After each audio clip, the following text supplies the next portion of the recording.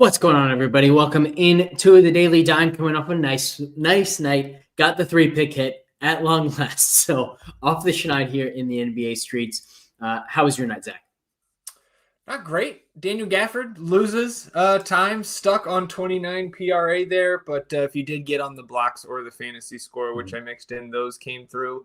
And then Nick Richards' foul trouble did me in there with the picks from the stream. But again, like you mentioned, the FTN fantasy subscribers got that 3-pick from you in the afternoon yesterday, and that did come through. So not a total disaster on my end, but the account's got less funds in it than it did to start yesterday, and we don't like to see that. So just 4 games ahead of us here tonight. Some interesting maybe tech glitches here that are kind of slowing down our process here this morning, but we got a couple picks to go through here, and a lot of teams, even just on a 4-game slate. A lot of teams on the second end of a back-to-back. So some of these teams, it's actually hard to talk about right now, but we can make some educated guesses. Yeah, so to Zach's point there, for whatever reason, we can't search. Look at that. Now we can. Now we can. Right before we went live, you couldn't search for steals, stocks, free throws made, any like specialty picks. And so you had to just go player by player to look. And as soon as we go live, of course, now they are here. I was going to say, fortunately, we know who to look for, but now they're all in front of us, so we don't even have to do that. So we'll talk some stocks picks here live. I don't think we will have any free throws made yet. No free throw stuff just yet, but hopefully that will come later today. We hit the Sexton one yesterday, up to 66.7% now on free throws made picks on the season. So we're going to continue to hammer those whenever they give us them. Yeah, no question. So have a couple stocks picks here. I actually want to talk about a trio of picks that I had before we got these stocks picks over the last half hour. I want to start in Portland and Milwaukee. Let's go back to Denny here. Denny Avdia going back to his points and rebounds prop. It's set at 20.5 here this morning, which is, again, a point below what we got it at. I believe on Friday's episode, if I'm not mistaken. That actually might have been a pick I gave out on Saturday. It's all blurring together over the last week or so. But what sticks out to me here in this game, and really just the game environment, is the Bucks are just 5.5-point road favorites here. The Bucks are one of the 5 teams that are on the second end of the back-to-back here tonight. So I don't think we have Chris Middleton here on the second end of a back-to-back. AJ Green's been out, I think, 2 straight games. He could also sit. We have him projected in. We have Middleton projected out. We also have Bobby Portis projected out. He's been away from the team dealing with a personal issue. I have not actually seen what that issue is, but I have seen no indication that he would be back here tonight. Points and assists. No, I was looking at points and assists. We're looking at points and rebounds here. But what I want to do is still talk through this points and rebounds pick because I do think it is strong. We do still, even on this 23.5 line, we do have a slight lean towards the higher than selection here. He is over this number. If I adjust for that new number, I believe now in 6 of his last 10. And over this number in, I believe, 11 of 17 games where he gets 30 or more minutes this season. So again, now looking that I was mistaken in which line I was looking at here, not nearly as strong as I thought previously, but one I still like. So now the stronger one of these 2 picks from this game comes from the Milwaukee side, right? Gary Trent Jr. Gary Trent Jr. is somebody who, with those Bucks absences that we're expecting here, is somebody that I think this line on his 2.5 made threes, which is at 1.13x. This feels very, very strong to me because if there's one thing that Gary Trent Jr. does well on offense, it's spread the floor. It's knock down these shots from distance. Now, he was very, very poor to start the year. So because of that, he's over this number in just 16 of his 39 appearances so far this year. But shorthanded Bucks, we're not going to have Chris Middleton tonight. He's not all of a sudden going to play a back-to-back here. And if AJ Green sits, even better for Trent. He did not go over this number until his 10th appearance on the year. And if you just look at the games where he's played 24 or more minutes, right? Because when he was so bad to start the year, he was losing time where like sometimes he was playing like low teens in minutes. But in the 21 games where he's played 24 or more minutes this season, He's over this number in 13 of 21. Portland also gives a slight 6.1% boost to opposing shooting guards from 3. And we haven't projected for 3.1 made threes here this morning. So I'm a fan of Gary Trent here. And again, I'm going to push that Denny prop down. You can see threw myself into a tailspin there, getting the wrong prop in my notes. So we'll push Denny down to a very much a secondary option here. But this Gary Trent threes number, I like. And especially, again, if we lose AJ Green as we expect, if Bobby Portis doesn't play, this becomes even stronger. And if you want that little bit of a kick in the rear end, Narrative Street, 2 teams removed now, but Trent did used to be a member of the Blazers here. And 5.5 point spread leans into the idea that we could get full minutes from both of these teams.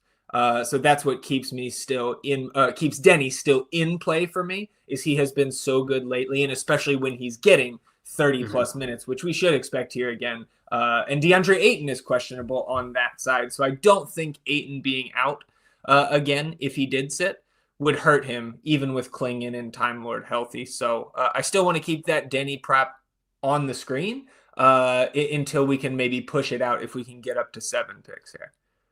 Yeah, I mean, personally, I still think it's solid. Yeah. I wish we had a ladder opportunity on it, because when he's going over, he tends to blast over. Like last game, he had 26 points, 8 rebounds, or 28 points, 8 rebounds. So yeah, I wish we had a ladder opportunity with it, but I do still think it's strong. So are you ready to go to stocks, or do you have one more before we get to stocks? Actually got 2 more, and this one can be very quick because I do think with Lauri Markkanen here, the Jazz, and again, just looking at the lines here on DK Sportsbook, where the Warriors are 12.5 point home favorites here against the Jazz. The Jazz are one of the 5 teams on the second end of the back-to-back here, and why I want to bring up Lauri is because I think if he does play, this may be my favorite prop on the board, and it's lower than 21.5 points. Now, he hasn't played the last 2 back-to-back opportunities that he's had here. They've had 6 total on the season, and he's played in half of those. So he has played 3 of the 6 potential back-to-backs this year. I would lean towards him sitting here because we are in a different mode here, moving into the month of February with this Jazz team, right? They are in a different place with their tank than they were with the back-to-back opportunities they had in the first month or 2 of the season. But Lauri, if he does go, he's under this number in 21 of his 34 appearances so far this year. I mentioned double-digit road dogs here tonight.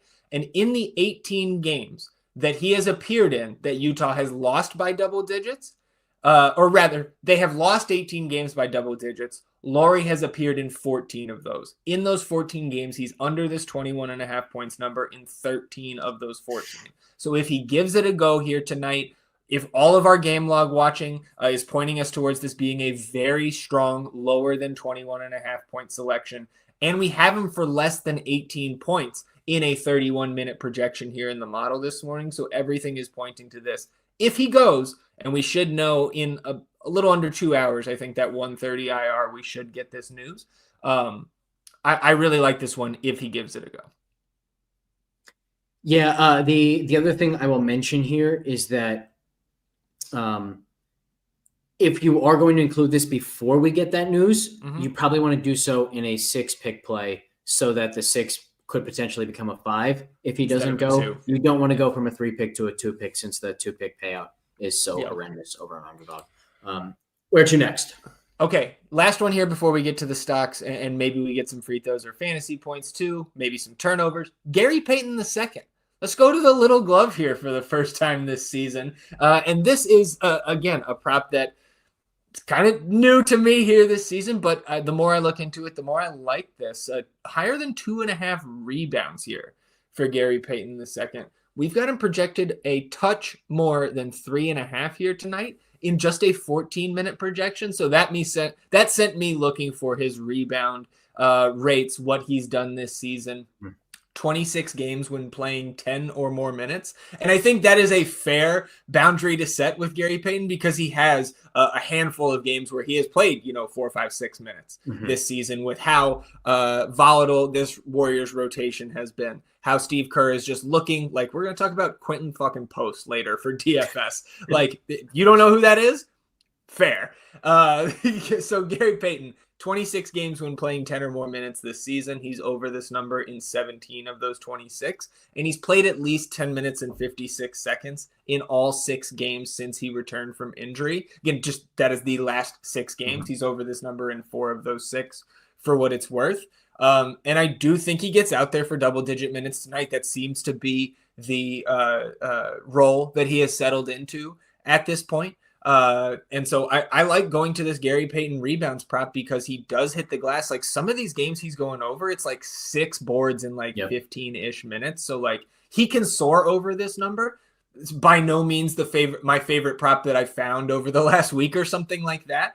But I do think this makes a lot of sense. Again, on a 4-game slate, especially at this point of the day where we're waiting on so much news, and that is preventing us from getting, I think, the full gamut of props here from a lot of these teams, right? More than half of the teams we're still waiting on injury reports for. Yeah, a lot of rebound opportunities against this Utah team as well with the pace, with the fact that they're obviously not the most efficient offense. So I definitely like this, and I'm not super opposed to going up the ladder to the 4.45x at the 5.5 because, like you said, I mean he's hit this a number of times, and that also like going to the over 5.5 leans into his minutes unpredictability a little bit. Last question I have for you here is, what do you think the chances are that he does drop back to a night where he only plays 6 or 7 minutes here? I would be surprised. I think that's kind of lined up with how rudderless this rotation is on the wing now that Jonathan Kuminga is out for this extended period. We also have no Draymond Green coach, so that's like slid some guys down. I think including Gary Payton, where he just kind of has to fill these minutes. The one guy who could, I think, throw a wrench into this is if all of a sudden we're getting bigger minutes from Kyle Anderson.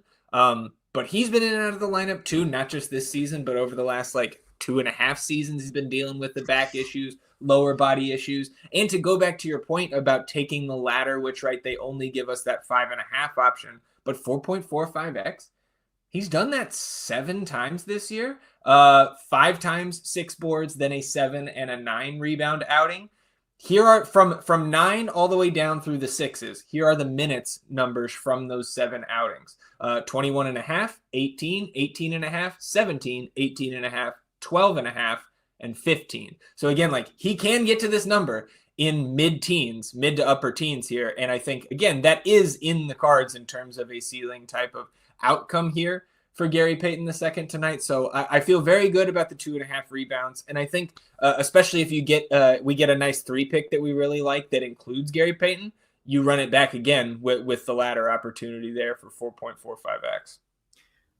Yeah, definitely agree. And I think it is time to go to some stocks. So let's take a look here. Obviously, the first one that stands out to me is the one that's always going to stand out, Dyson Daniels over 3.5, 1.04. What do you think of this number?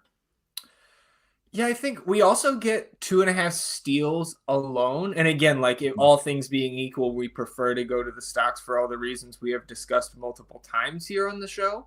But looking at just the matchup data here, like this overall for both 2s and 3s is a very negative stocks matchup against Houston. And for the 2s specifically, if Dyson Daniels is a guy who could sit tonight. He sat out last night with the ankle injury. It's not really a late scratch. It wasn't past tip of that game, but it did come after we got kind of the full injury report for the rest of the team.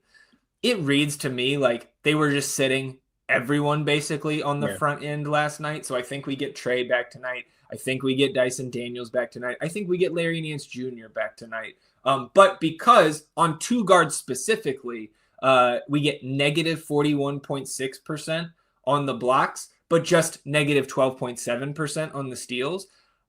I might want to take just the 2.5 steals at 1x because we're not getting a huge boost, just 1.04x going up all the way to 3.5 stocks and including the blocks where it is a bad spot for 2 guards against the Rockets. Yeah, I agree. It's definitely not my favorite. And remember, we've been taking him at 2.5 stocks in bad matchups. So the fact that, like, at the very least, this isn't a great matchup, and it's a full stock ahead of that. So I think I'm actually off of it tonight. Like you said, I would be more interested in the 2.5 steals since we have him projected for about 3.12, only like 3.77 or so stocks. So Not a favorite of mine either direction, but if I had to choose one, it would be the steals. There's not a whole lot that stands out to me at the moment. If we're just looking at our steals projections leaderboard, Daniels leads at 3.12. Then we have Tari Eason at 2.25. Wish we had either a stocks or steals line for Eason. But then Maxi's next all the way down at 1.86. So I don't think we're going to find much here in the steals department, given the fact that they're all 1.5s that we're going to like too much. Yeah, and again on Dyson Daniels, right? He has 3 or more steals in 24 of his 41 appearances this season. He averages 3.1 steals per game, and you mentioned the projection in the model here. So if we are going to put this in, it would just be the steals for me. And I see you bringing up Anthony Davis. I would actually prefer his blocks prop tonight. You can see 3.5 stocks at 1x, but higher than 2.5 blocks is 1.12x. And so taking a look at the matchup for him, right, we don't have the injury report, of course, for the Lakers here, taking on the Sixers tonight.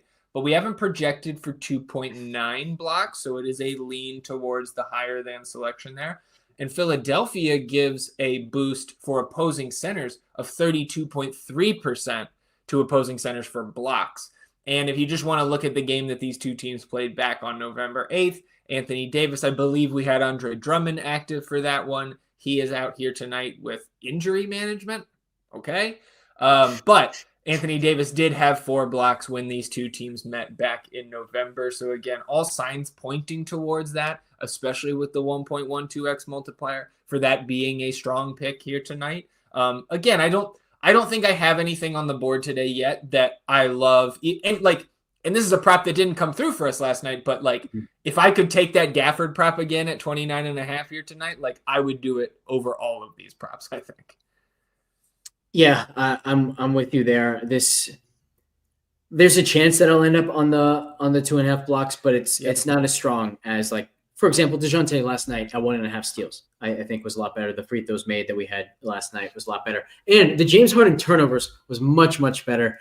If they continue to give us that at 3.5, I don't care if it's 0.94x like it was last night. We're just going to hit that over and over and over and over and over again. He's at 90% or so in the last month and a half on that prop. So hopefully they keep giving it to us. But speaking of, let's see.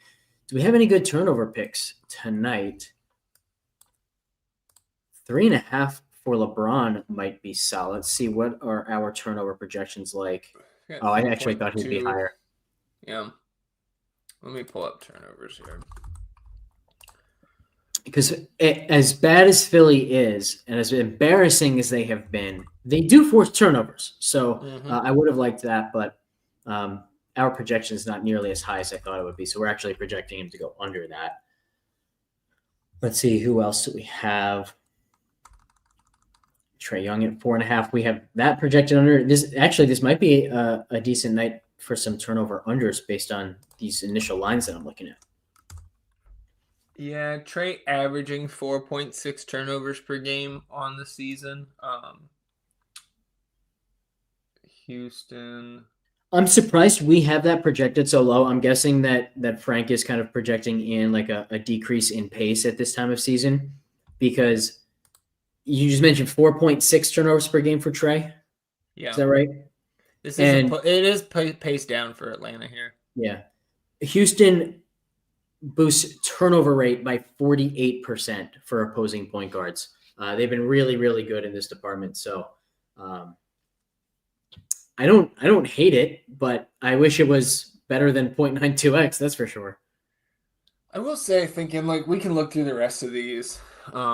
Scoot 0.93. Scoot that name draws me in for turnovers, but not getting the 1x there.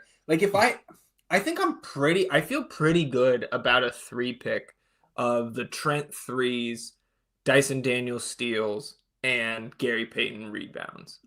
Again, is it my favorite 3 pick that we've crafted here over the last week? No. But I think that's a pretty solid entry, all things considered, that we discussed on those props. And I don't think I need to make the case for Dyson, on the 2.5 there. But the other 2, I think I like those a good bit, and we are getting above that 6x payout, the standard payout that we would get on a 3 pick. So, yep.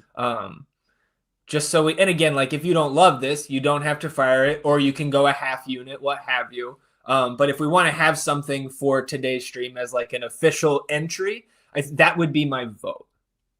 Yeah, I think that works for me. Personally, I'm going to wait for free throws made props, and hopefully we get them a little bit earlier than we got them yesterday. Like, I don't think they were available until around 5 o'clock, and we only had 2 of them. But fortunately, we had one that we absolutely loved with the Sexton under. My guess is we will really like the Sexton under once again, provided Markkanen suits up. If he doesn't, I think the projection model will still like the Sexton under as long as it's priced similarly to yesterday. I have a feeling, though, that your thought, Zach, will be that you don't really want to mess with it if there's no Markkanen, because Sexton can tend to be more aggressive and at least have the ball in his hands a lot more. Yeah, maybe, but like we could, and I think we do get Walker Kessler back tonight on the second end of the back because he sat yesterday. John Collins sat yesterday. So we could get both of those guys back. And even if you take Laurie out, if they gave us the 4.5 on Sexton free throws again, probably going to want to lean towards the lower side there again, because I think you have to be cognizant of who's out and how that can increase the opportunities for a guy like Sexton to get to the line. But again, that's something we have to weigh once we get these injury reports. And like, it's not just Utah that we'll be waiting on. Again, 5 of these 8 teams don't have their injury reports in. A number of them sat guys, Utah, Atlanta, etc. last night. So we will get more props. It's not just the categories that we'll get in terms of the free throws and the fantasy points, but like we will get more offerings for almost all of these teams. Because once that clarity comes, these sites will feel more confident in giving us those options. Yep, agreed. All right, let's turn to the DFS side of things now and kind of talk through the slate. And as is often the case, but maybe even a little bit more so tonight, things are going to change. We don't know exactly who's going to play, how it's going to change the slate, but we can still give a pretty good look at the slate. So where do you want to start here on DraftKings? Oh, my boy, Ricky Council the fourth, 4,300 small and power forward eligible here on DraftKings, 23% projected ownership here in the first run of the model. If it plays out like I expect, I think he does get back into the starting lineup here tonight. I think we're going to get Maxey, Gordon, Council, Oubre, and Yabusele here against the Lakers. Like, could they go a Dembona to try to match the size a little bit better with Anthony Davis? Sure. The one thing I don't think we get Justin Edwards in the starting lineup because he hasn't started any of these other, majorly shorthanded games for the Sixers. Mm-hmm. They are not that shorthanded compared to some of the real dire nights that we've seen over the last month. But I do think Ricky Council slots into the 5 here. I do think he plays potential blowout minutes. So I think he is extremely strong. And even though he's not the minimum where we locked him twice over the last 2 weeks, I believe, here on the DraftKings side of things, still extremely strong. He would still be, if the slate started right now, and again, like it's tougher to say that today because we don't have all this news, but like he would probably be my top owned play. And I feel good that the model here, GPP score, has him up top. Now, I do think Cam Whitmore is maybe even likely to overtake that top spot because is Tari Eason going to play a back-to-back after he spent multiple months? He spent over a year, it feels like at this point, dealing with the shin issue that has been bothering him. He was questionable for 10, 12 straight games earlier this month before he finally made his return. So here tonight, I think we could totally see Tari Eason taking a rest. Cam Whitmore was out with an illness last night. If he's good to go here, guard forward 3,800. If Tari is out and no Jabari Smith, yeah, we'll be all over Cam Whitmore. I think he's in play regardless with the MPE and that price as long as he suits up, even if Tari gives it a go. But he'll be one of the more popular plays on the slate if it breaks the way I think it will, because 3,800 against Atlanta.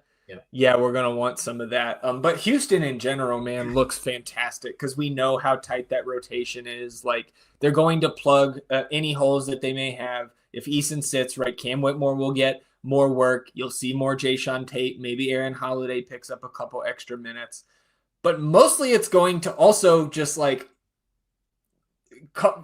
bleed into the starters, right? You'll see Amin Thompson go from 38 to 41 minutes, Fred VanVleet from 37 to 39, Dylan Brooks from 33 to 37, right? Like Ime Udoka runs such a tight rotation. It's a great matchup.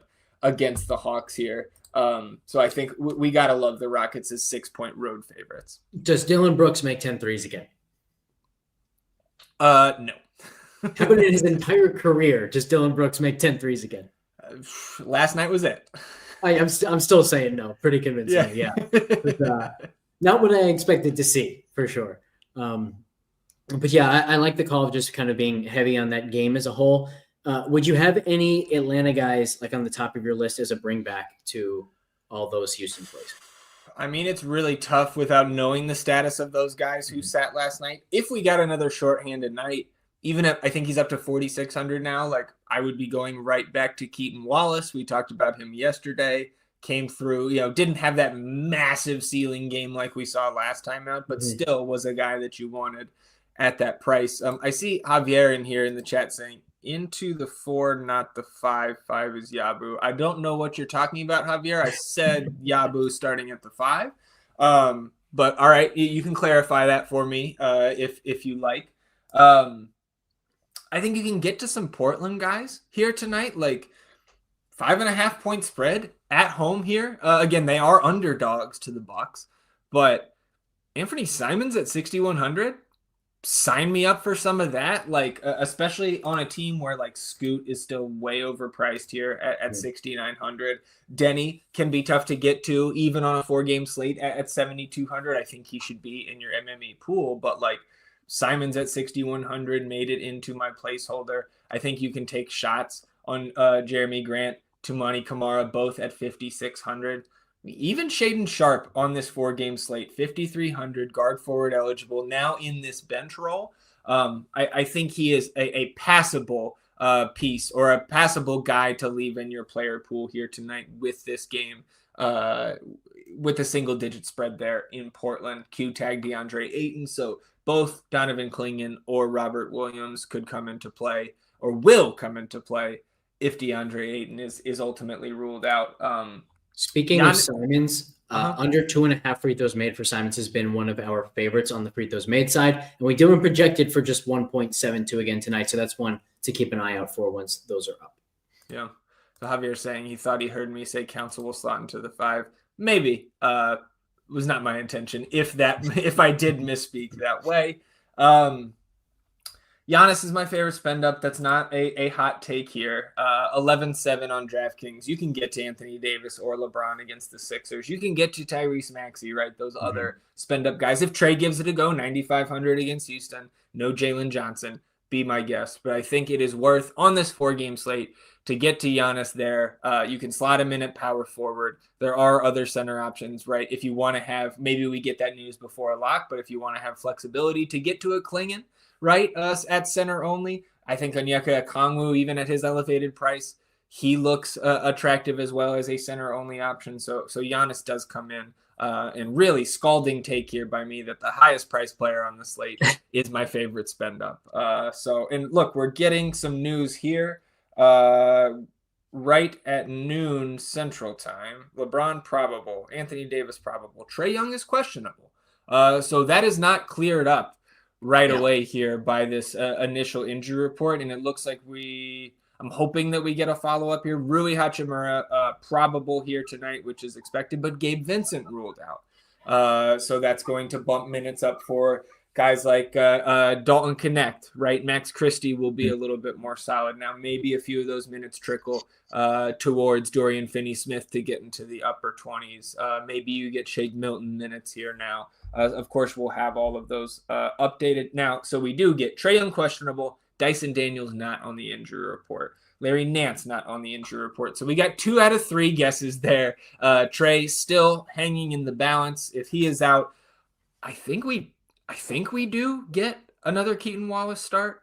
But of course, with Dyson Daniels back, takes a little bit of that shine off of a guy like Wallace at 4,600. So just something we'll discuss even further in the NBA DFS channel of the Discord throughout the afternoon and leading up to lock. And again, it is a late lock here tonight, 7:30 p.m. Eastern, the first 2 games lock, Lakers, Philly, Rockets, and Hawks. And then we've got 2 10 p.m.s there, Jazz, Warriors, and Bucks, Blazers.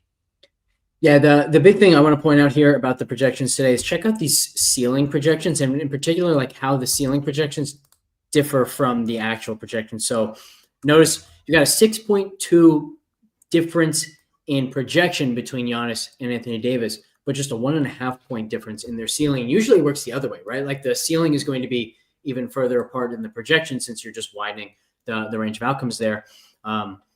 You also see a little bit of separation in the ceiling from Tyrese Maxey to some of the other guys projected around his area, like Trae Young. LeBron is within 2 projection points, but not within almost 4 points behind in ceiling. Same with Damian Lillard. So I do like the bit of separation from Maxey, but I think the fact that Anthony Davis projects that much worse than Giannis and is right there with ceiling is why we see such a strong GPP score for him and why we see him projecting as lower owned than Giannis. And then also notice, like, that's almost a 12-point difference in ceiling for Anthony Davis over LeBron. They're similarly owned, and they're only 5 points apart in projection. So I think it strikes me that Giannis is that Anthony Davis is pretty significantly under-owned tonight, given that ceiling that we have. Yeah, I was going to mention, I think his number definitely comes up because the recency bias is going to seep into the field here, especially being $1,200 cheaper than Giannis. Like, this guy had 40 DK points or damn near in the first quarter last night, right? And like going from Charlotte to Philadelphia, unfortunately for you, is not that big of a change here. Especially with Embiid and Drummond out. And Anthony Davis also 65 plus DK points in 3 of his last 4 games. So I wouldn't be shocked to see those guys come up to be more on level terms in terms of their projected ownership by the time we get closer to lock this evening. Yep, agreed. Any closing thoughts? I see we got a question in here from Green Tongue Man. I don't know, it's the new Green Man alternative there in Philly, I guess, for the Super Bowl. What about over a 0.5-3 for Gary Payton? On the surface, no.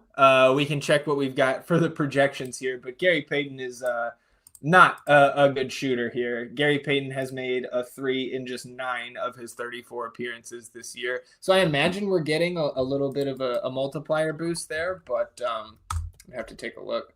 I think what he may be seeing is that he's hit one in 3 consecutive games and 4 of the last 5. And I think that, to your point, like, this is one of those picks where you really, really want to be careful with how you game log watch, and you want to kind of zoom out a little bit, particularly because it's not like all of a sudden he's playing 25 minutes a game, and that's why he's getting the shot attempts up. He's only taken 3, 2, and 3 in the last 3 games. He just happened to hit more on the season. Obviously not a great shooter at 23.3%. So I think this is one where if you're just looking at the last 5 games or so, it can really kind of throw you in the wrong direction. It's 1.16 for the over, 0.8 3x for the under. I think I would still lean the under, but this is just a no play for me. Yeah, I mean, it's a no play for me. If I had a couple picks or even just one pick that would level those multipliers out, I would actually take the lower than side there, because I think that multiplier is a little bit out of whack, where it is still maybe advantageous to take the lower than. And Javier was asking if Giannis was 50% owned, would I still like him as the top spend up option?